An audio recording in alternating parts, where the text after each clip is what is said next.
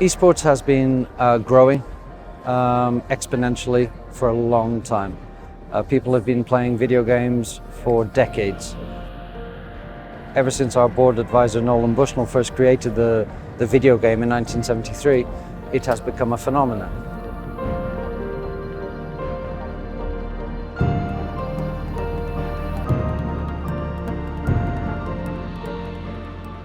As the old saying goes, necessity is the mother of invention.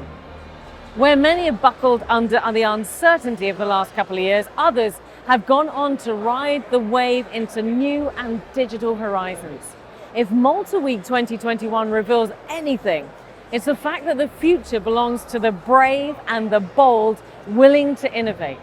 Here with us today, we have the movers and shakers of the new age of online gaming, willing to ride the silver lining into the sunset.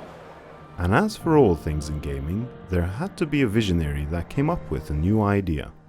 Well, I think that to understand Atari, it was we were constantly fighting technology that wasn't ready yet. The chips didn't want to go at video speeds. The early games were not even von Neumann architecture. Now, that's geek speak. They had no programs. They were just hardware constructs.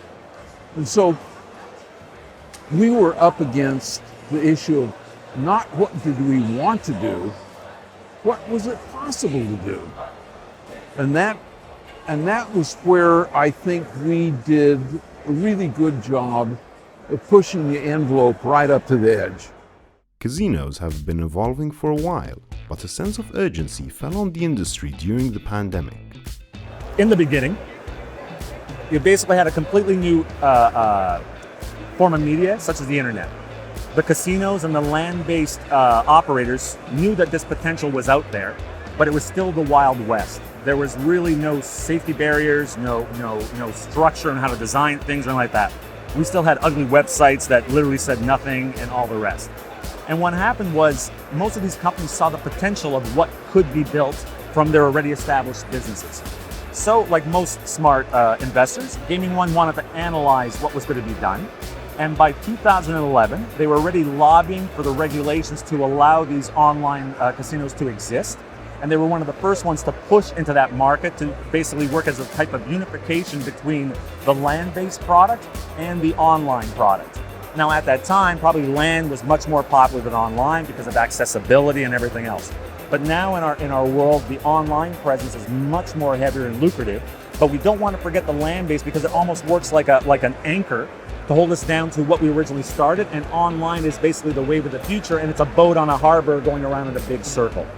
And with Gaming One going forward with trying to do regulations by 2011 to make it legal, they were there on the original steps to make sure that it was fundamentally safe, secure, and it was basically the new wave of going forward in an entertaining yet secure manner. This also helped esports to evolve to new levels of popularity. Esports has been growing exponentially for a long time. People have been playing video games for decades. Ever since our board advisor Nolan Bushnell first created the video game in 1973, it has become a phenomenon. Ever since computers and consoles became part of households, it's just grown exponentially. I think what's changed in the past 10, 15 years is that competitive gaming, internet access, and also the evolution of the demographics of the people playing the games.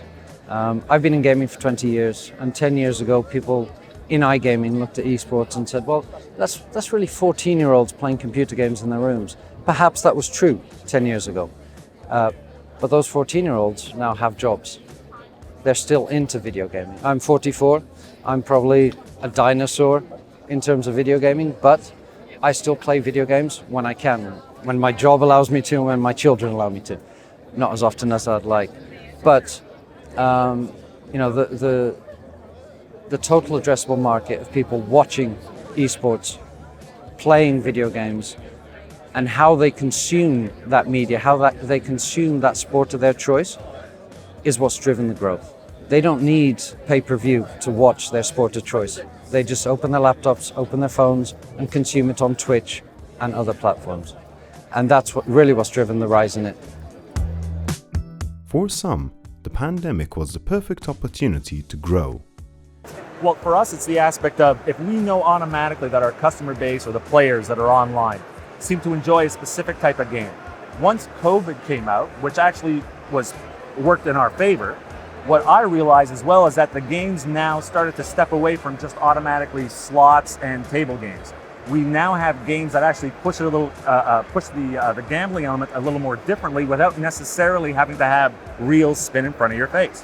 And by jumping to a next generation, it's the question of, okay, this is the technology that we have now. This is where we think it's going to go. But if it does go that way, how do we jump ahead of the game to make sure that we're at the forefront and the pioneer to then spearhead everything else moving forward? As any business that then becomes incredibly lucrative, what happens is they become fat cats and they sit steady. And then all it takes is another young cat to come around who's almost as hungry to then pinpoint and push the fatter cat aside, and the cycle just repeats all over again. I don't wish to be a fat cat. So I want to make sure that I'm at least one step ahead to kind of go, all right, I'm ready for the next wave, because I know that what the trends have been so far, and I know that because everything is virtually cyclical, I can almost predict where we're going to go moving forward from there. And luckily for me, Gaming One is a company that's like, yes, we agree in what you're saying, and we also believe that we should be looking farther into the future. Maybe I'm a little more extreme, but at least I have a company that knows that we can't stay on our laurels now. We have to prepare for where we're going to go moving forward. Innovation and evolution was much needed when it comes to home entertainment. I'm always looking for things where businesses collide. Like, what is the appropriate game that we can play on Netflix? What is the streaming environment for games that are character-based, that are AI-rated?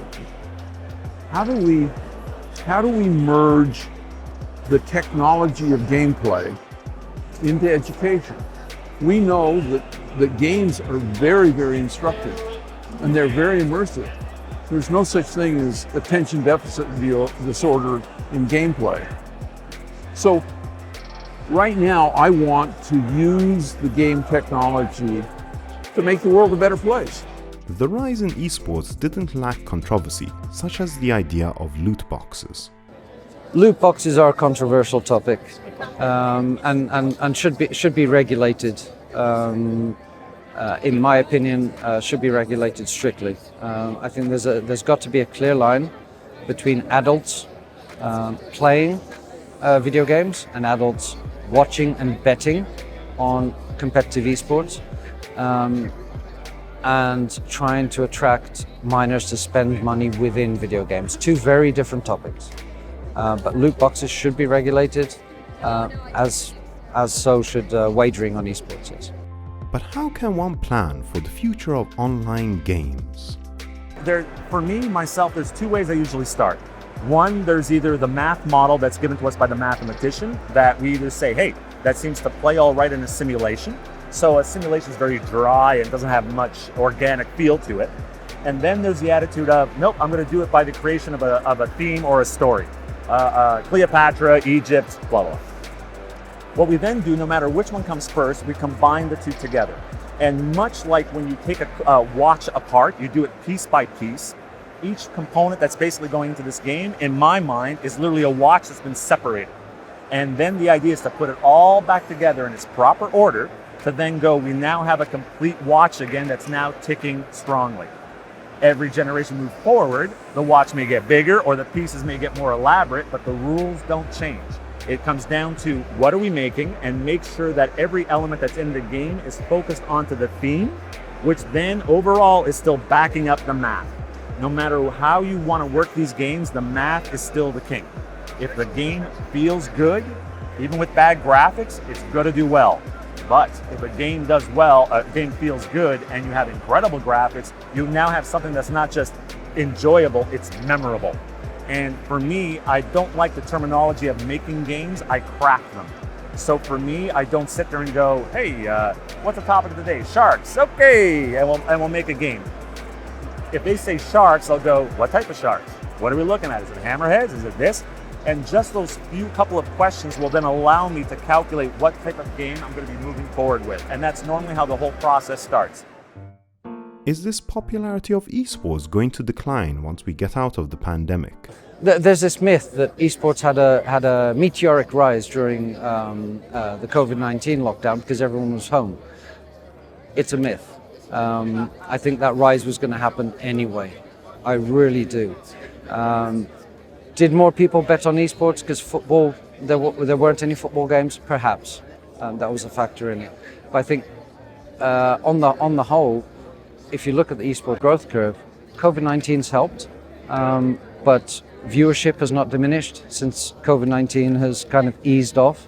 The number of people interested in esports, the number of people buying video games, the number of people buying gaming PCs or gaming consoles has not diminished.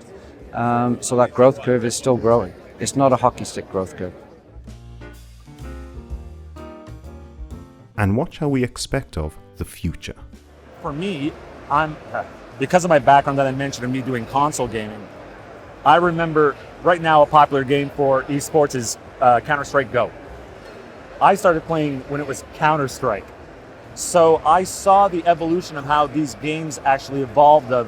I'm from a generation where you would start off with Doom as a first-person shooter, and if I'm pointing my finger at you and I'm a gun, the bullet will go exactly straight ahead to you. But now we've added random number generators into the shooting, so that way the bullets don't always go forward. They're within a radial.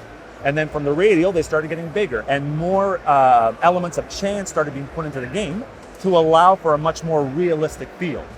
What's happened is that because there's so much,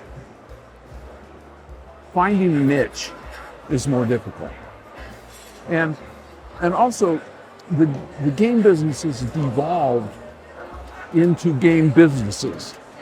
Like the games you play on your mobile are very different than the games you play on your console, very different than the games that you play on your platformers. And then there's the other stuff, the whole VR headset world. AR is still a little difficult, Microsoft has played with it, but it's not really grabbed anything. There's a Korean series right now called Memories of Alhambra that really goes crazy on augmented reality. And then, of course, we have Ready Player One, which went crazy on VR. And, I've always felt that good science fiction is a precursor to reality, because you can invent things on the page that haven't been done in the physical world yet. And so I look at all of these things as prescient. But I like the idea that the metaverse is going to be unlike what we expect. I think that it's going to be a lot more interesting than just Second Life redo. I think that the hype around Facebook turning into Meta and some of that, I think that Mark Zuckerberg is going to get a shellacking. It's my gut. The exciting developments like the metaverse and AR looming on the horizon, all we can say is till now that it is a future that will be anything but boring. And we're lucky to have industry leaders such as these to be on the vanguard of the leisure of tomorrow.